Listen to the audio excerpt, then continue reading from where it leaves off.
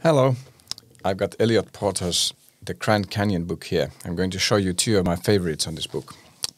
Actually, the first one is not my favorite, but it took on me from some other reason. The image is here. It has a view into the canyon on a morning light or an evening light, what have you. And the image has a lot of depth because the canyon is so big and you are standing on an elevated position and you are looking down. And what you have in front is a piece of grass. And I'm calling this a foreground composition, which is something that I quite rarely use myself. And I've seen that Eliot Porter is also not using this kind of composition that much.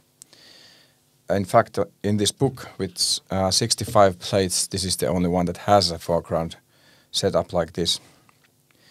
The idea is that you have the foreground there to connect or to lead your eye through the image and give depth more in the image. But to me it looks more like, because this is the only piece of grass that you have, it's out there not connected to the cliffs more than that.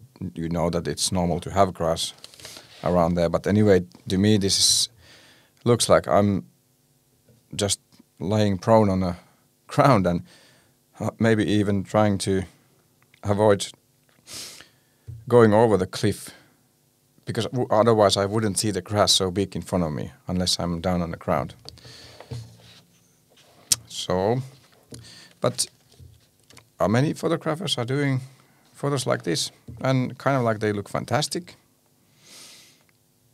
but they also look a bit unreal.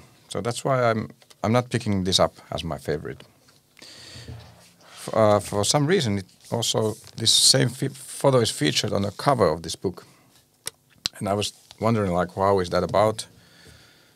But then I realized that Eliot Porter himself has not done this book. It's done after his time, so someone else has picked that one on the cover. Okay, but then to my actual favorite of this book, and it's here. There are rocks with lichen, and then there's dry roots on top of it.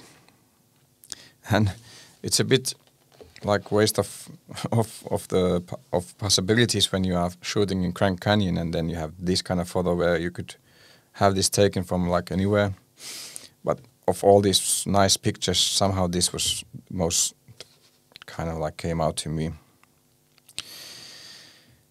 The gray roots and the colorful lichens, they are kind of like somehow giving this such a feeling that I like this a lot. I was thinking about how this would look in black and white, and it might be that it wouldn't have the same effect.